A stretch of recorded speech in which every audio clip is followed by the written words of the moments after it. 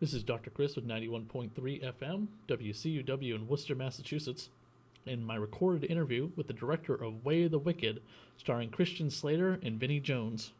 Hi, Kevin. How are you? I'm doing pretty good. Good to get a chance to talk to you. Yeah, definitely. I noticed that you were also the director of Seven Below, a film I actually really enjoyed. Oh, thank you. I'm glad you got a chance to watch that one. That was a very fun shoot, and that was one of your big ranks. Yeah, I really did like that movie. So I saw that you were the director of that as well. That was pretty cool.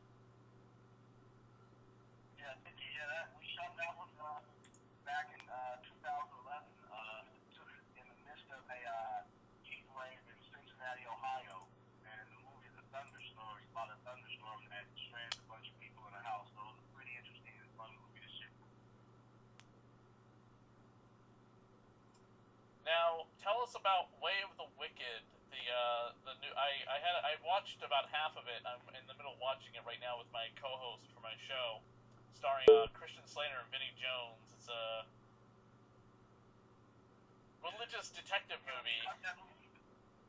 We shot Way of the Wicked last summer in Vancouver, Canada. It was a really challenging shoot because of a 12-day shoot, but the storyline is basically you got Vinnie Jones playing a detective who's actually investigating a series of grisly murders that takes place in a small town. And Christian Slater is a priest who has a history with this kid that ends up being the focal point of the investigation. Christian Slater's character just feels that this kid has this dark past, and he and Vinnie Jones team up in the story to try to bring this kid down before any more murders take place. And things become complicated when Vinnie Jones' daughter befriends this kid who has a very diabolical mind. And so the whole movie just wraps up with a really big supernatural twist. Very fun, good experience to shoot the movie. Working with Christian Slater and Vinnie Jones was fantastic. I mean, those guys are real professionals. They were troopers. And I think I got some really good performances out of them. I got Vinnie to do some things that I haven't seen him do in the movie. We really got a chance to really display more of a kind of sentimental side, with him really connecting with his daughter.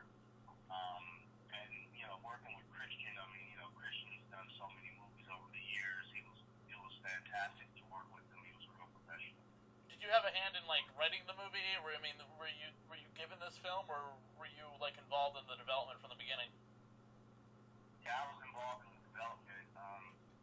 Lauren, Sarah, and I, we worked with Matt Kelly, and we put a script together.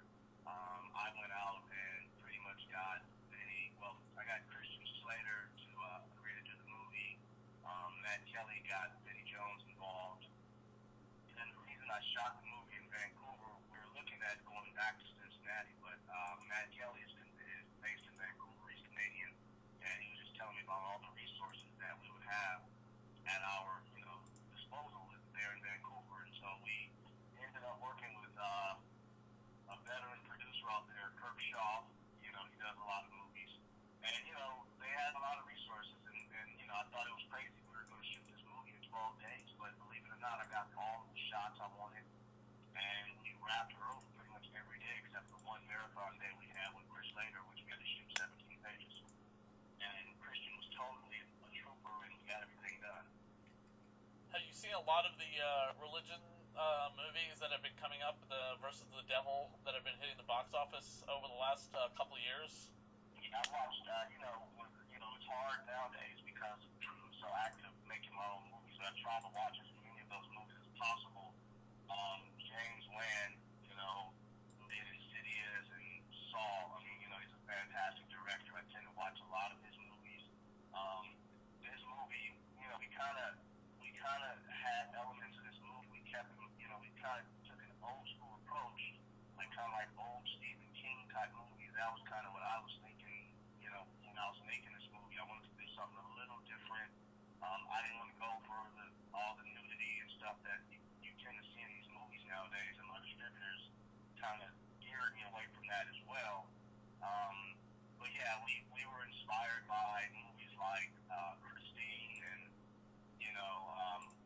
a lot of those kind of old school Stephen King movies, and then you want to kind of give it a more modern flavor so that people nowadays can also relate with the movie. So I think we did a pretty good job of combining all those elements to create this world.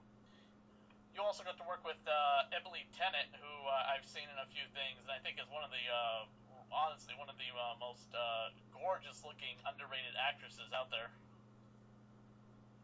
Emily was fantastic to work with.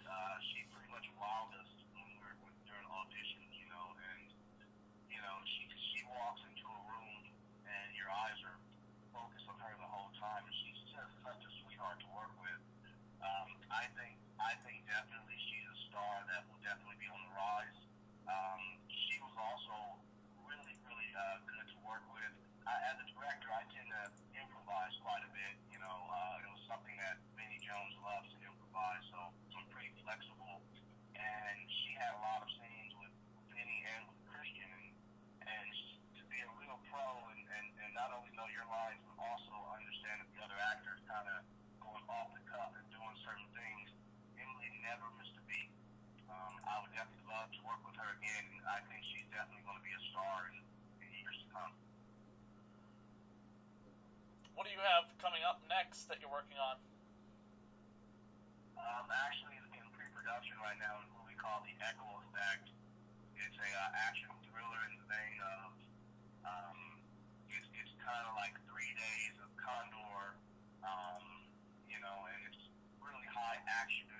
Right now, looks like we're gonna have Steve Austin, got Michael John White in the movie. We're casting a third person right now. We're shooting this one in Atlanta, Georgia, so it's really exciting. I'm actually going to start. Right now, we're tentatively scheduled to start principal right around the end of June. So I'm really looking forward to this. This is my first action thriller, type of movie, and it's actually kind of like a bigger movie than what I've shot. So I'm kind of like my goal is to continue to grow into bigger projects and ultimately start doing more theatrical stuff. Do you go to a lot of conventions and stuff? Have you been traveling with your films? Yeah, the thing is, I go to the American film market.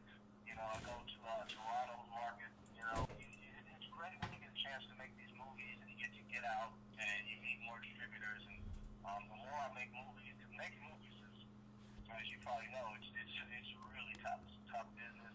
There's a lot of really talented filmmakers out there. I'm finding that the more I make these movies, the easier it is to get another movie made. Obviously, when you put these movies together, you want to shoot from the gut, give it your all, because your last movie is going to represent you for the next movie that you're trying to make. And Way of the Wicked put me in a great position to get Echo Effect straight.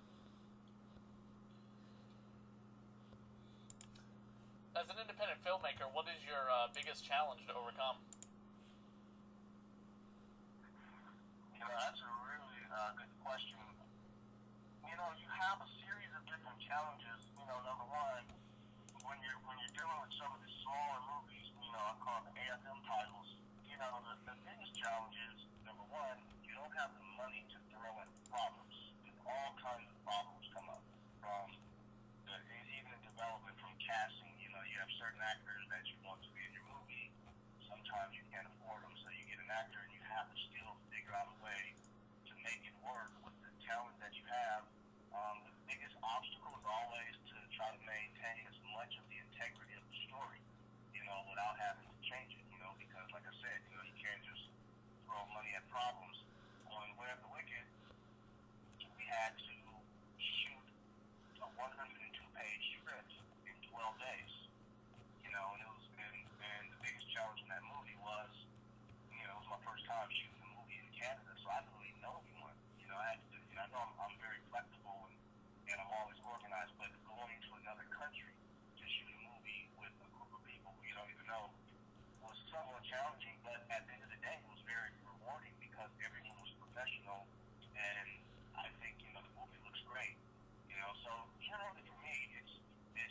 much working with the actors because I make sure I get the right cast. But the biggest battle is always making sure you can maintain the integrity of the movie, making sure all the department heads are on the same page, they have the same vision, and then just try to bring the movie on time and on budget. Especially these smaller movies, which everything, when there's a problem, you have to find a creative solution. It can't be a monetary solution. When you make any movie with religious subtext, does it affect you? Are you a very religious, devoted man? I would say I'm more spiritual than religious. But for a movie like Way of the Wicked, it has those elements of good versus evil. And I try not to be too heavy-handed with that stuff. Sometimes you can be audience beside the head, and there, like you said earlier in this conversation, there's been a lot of those kinds of movies that came out. So what we wanted to do is just to really focus on the characters, being true to the story, and trying to just create this world. But I didn't want to go too heavy with like all the religious elements and symbols. We have some symbols and things, and at times the composer kind of had like the feel of his score had religious undertones at times, just to kind of give you the feel and the sense that that's what's going on. But we didn't want to be heavy-handed with that. Cool.